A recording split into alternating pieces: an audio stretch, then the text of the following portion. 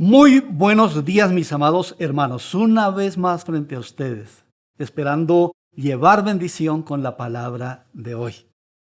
Muy bien, acepté a Jesús en el año de 1976 y la predicación de aquel entonces era muy apocalíptica. Jesús viene ya, está a las puertas, prepárese y predique la palabra en todo tiempo y lugar. Era esa clase de predicación lo que nos instaba a uno estar preparado no cada día, sino casi cada minuto para la venida del Señor. Paralelamente, muchos libros llegaban hablando sobre la persecución de la iglesia en los países comunistas y grandes testimonios de cómo la iglesia prevalecía a pesar de las horribles torturas y el martirio de muchos cristianos. Leí libros como Torturado por Cristo, Vanya, La iglesia se sostiene y algunos otros. Lo que yo pensaba era si esa persecución llegara a Latinoamérica, ¿cómo sería la visión de la iglesia con templos cerrados? Y aún yo pensaba si tuviera que estar en prisión por causa del Señor, ¿qué haría? Bueno, lo cierto es que la iglesia en esos tiempos creció y se desarrolló en países de ala comunista y en medio de la persecución, algo que para cualquiera de muchos lugares de libertad consideraría un imposible.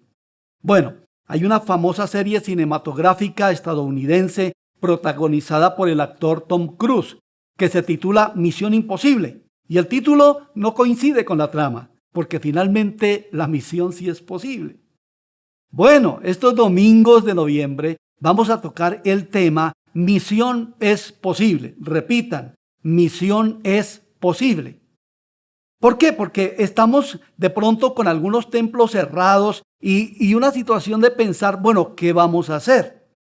Entonces vamos a ver una metáfora y a la vez una paradoja que trata el apóstol Pedro, donde lo imposible es posible. Miremos este pasaje, 1 de Pedro 2, 4 y 5, dice: acercándoos a él piedra viva, desechada ciertamente por los hombres, mas para Dios escogida y preciosa.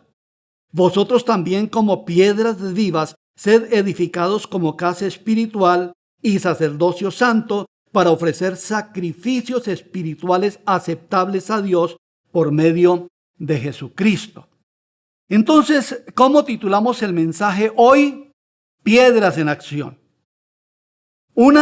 Entonces, lo que nosotros tenemos en estos versículos, en primer lugar, es que una adherencia es necesaria. Jesús es una piedra viva. Nuestro modelo de piedra viva es Jesucristo. Él es llamado la piedra angular. Ahora, ¿qué significa piedra angular? Estas piedras eran usadas en las construcciones antiguas como piedras principales infaltables porque se dicen que definían el fundamento y daban estabilidad y simetría a la construcción. Eran macizas, pesadas y distintas a las demás que se empleaban en el cimiento. Simplemente nos da la idea de que esa piedra angular de que sin esa piedra angular era imposible edificar.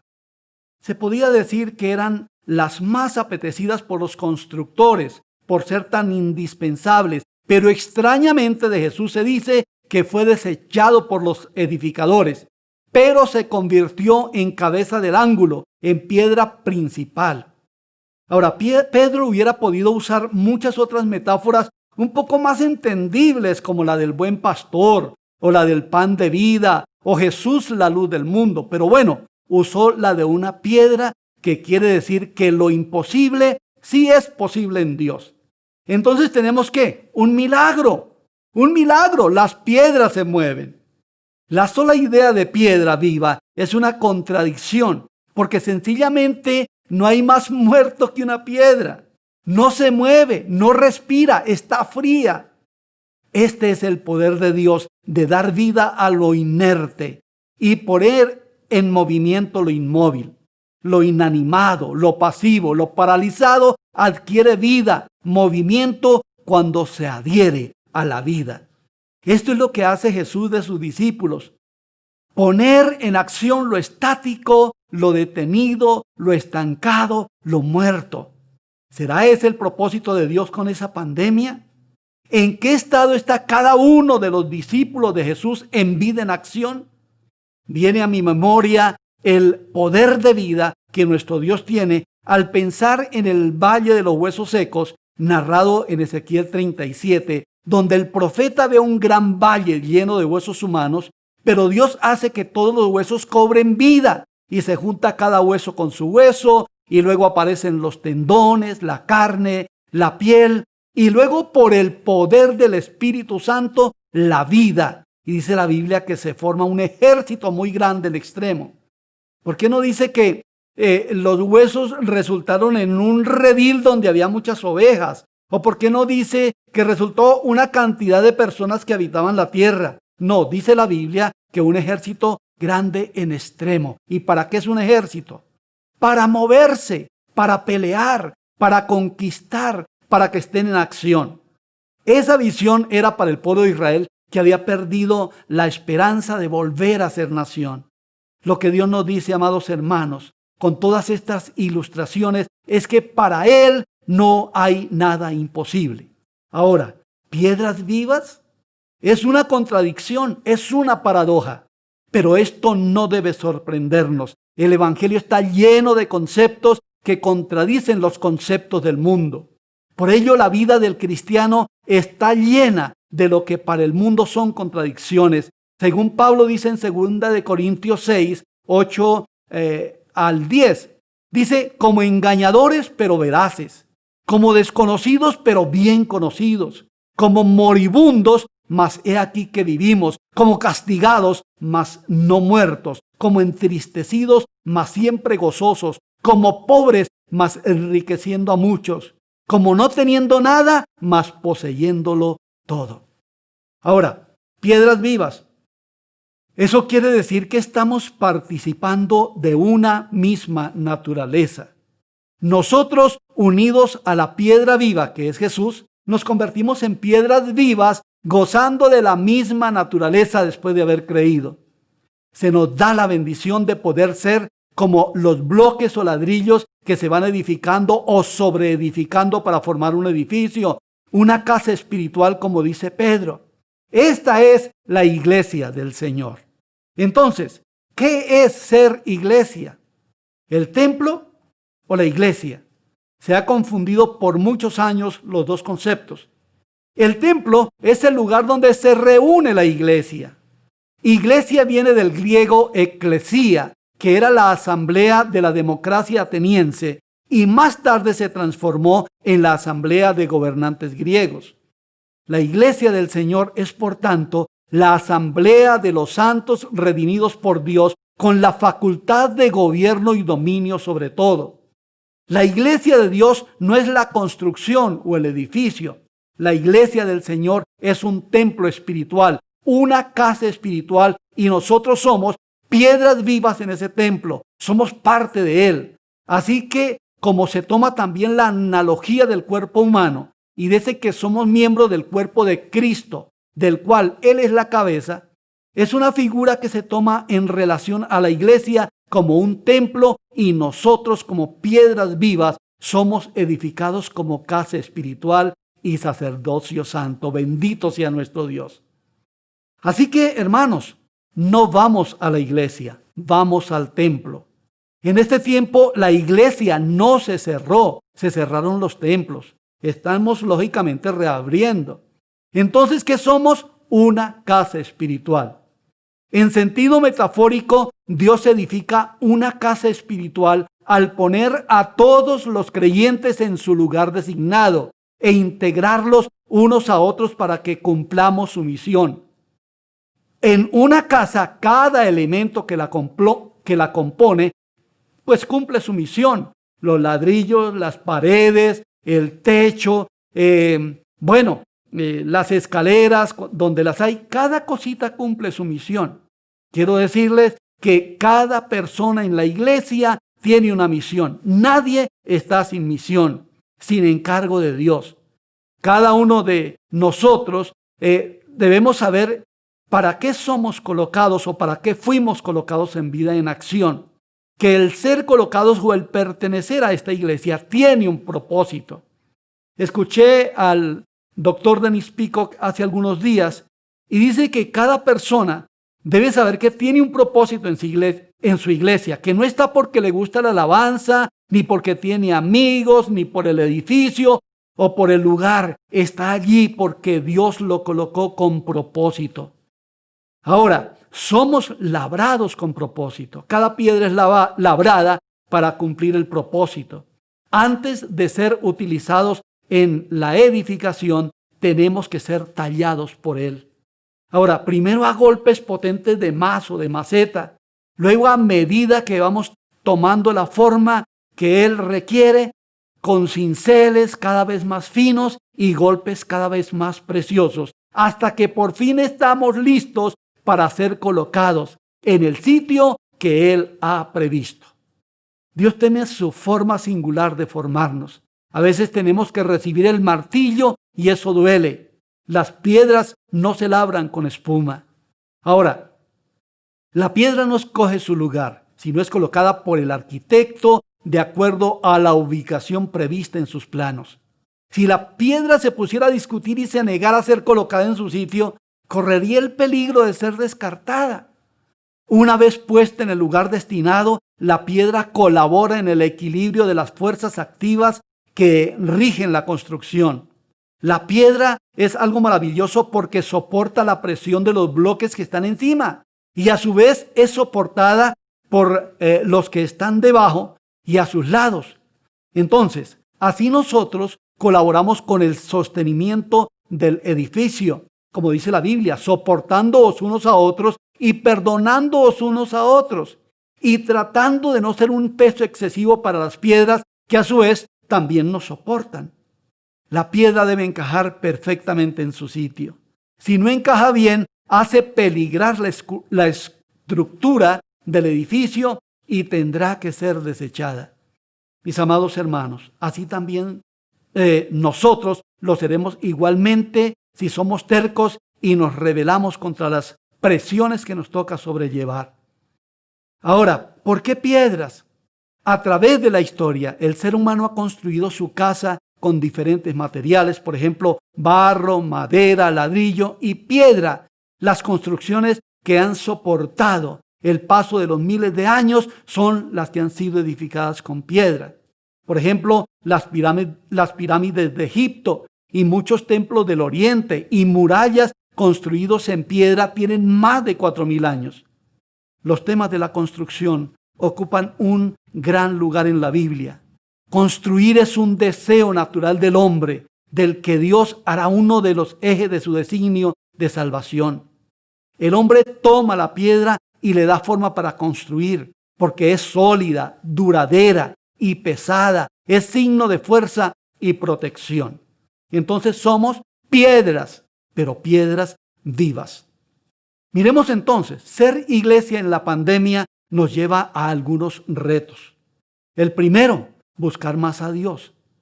Este debe ser, hermanos, un tiempo de reflexión, de ajustes, de arreglo, de cuentas. Creo que Dios encerró una iglesia normal para sacarla a la normalidad. Con esto quiero decir que el pecado habitual, los desórdenes en la vida devocional, la frialdad espiritual, la inacción en la evangelización y el discipulado, las relaciones rotas no arregladas, la religiosidad, las críticas, la liviandad y otras muchas cosas no son pertinentes a una iglesia normal.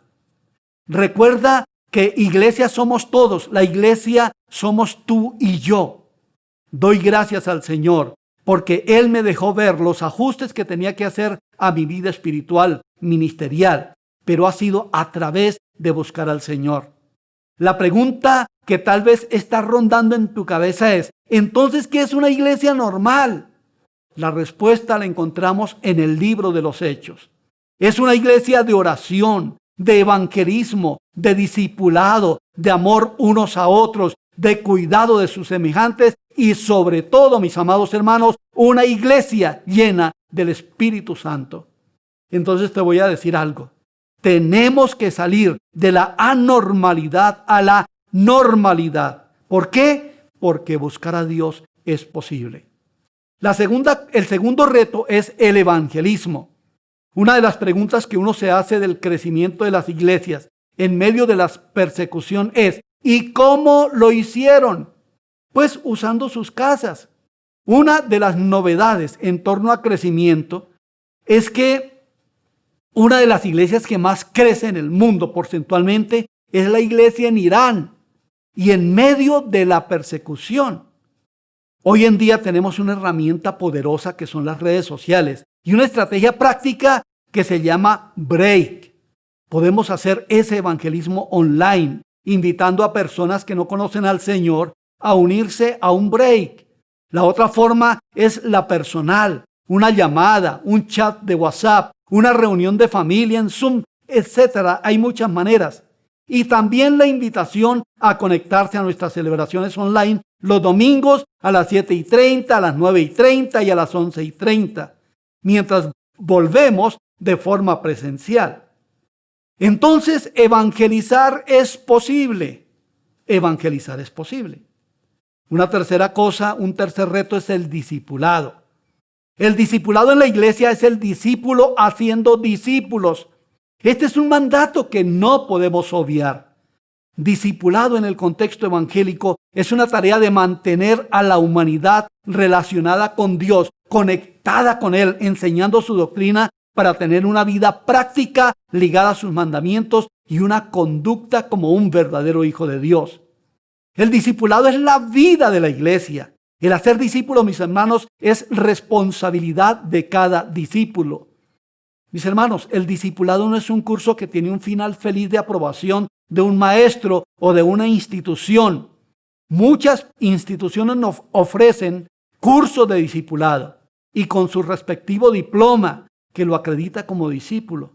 El discipulado tiene un comienzo, pero nunca un final. Siempre estaremos aprendiendo y enseñando hasta que Jesús venga. La pandemia no es un tiempo para cesar la misión de hacer discípulos. Es por el contrario un tiempo propicio para realizar esa misión. Doquiera hay una persona sin Cristo, hay un candidato para ser su discípulo. Solo es hacer la misión. Nuevamente surge la herramienta de los break. Invítalos a unirse a uno. Y si tú no te has unido a uno, únete a uno. El discipulado sí es posible. Otro reto, el dar. Toda la iglesia subsiste por los diezmos y ofrendas. Aunque seamos criticados toda la vida por predicar y aplicar estos mandatos bíblicos, tenemos que enseñar toda la palabra. Gracias, muchas gracias a todos los que han consignado y aún se han tomado el trabajo de llevar sus diezmos al templo en Santa Isabel o los han enviado. Sin embargo, si hay personas que los han retenido por alguna razón, les animo a consignar o a llevarlos o enviarlos porque hay promesa de bendición. Tenemos el reto de la reapertura, pero previamente necesitamos la renovación de muchos equipos, ya que los que tenemos son obsoletos y no nos sirven para una transmisión adecuada. Sé que lo vamos a lograr porque contamos con personas muy generosas como tú. Así que dar es posible. El otro reto es la obra social.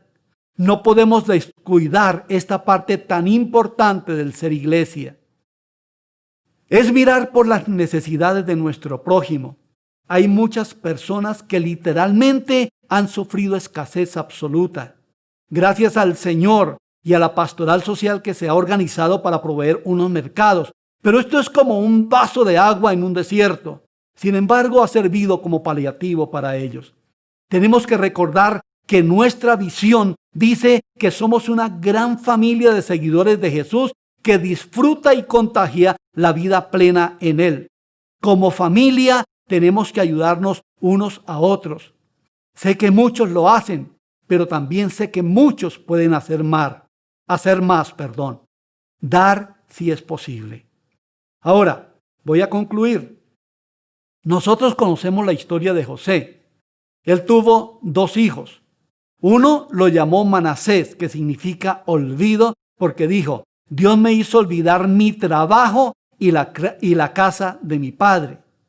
Y al segundo lo llamó Efraín, que significa fructífero y explica, Dios me hizo fructificar en tierra de mi aflicción.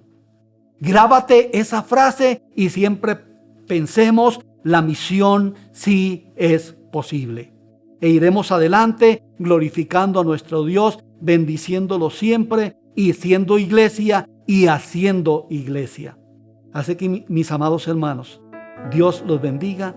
Voy a disponerme a orar para que podamos ser esa verdadera iglesia, esas piedras vivas, ese ejército que conquista.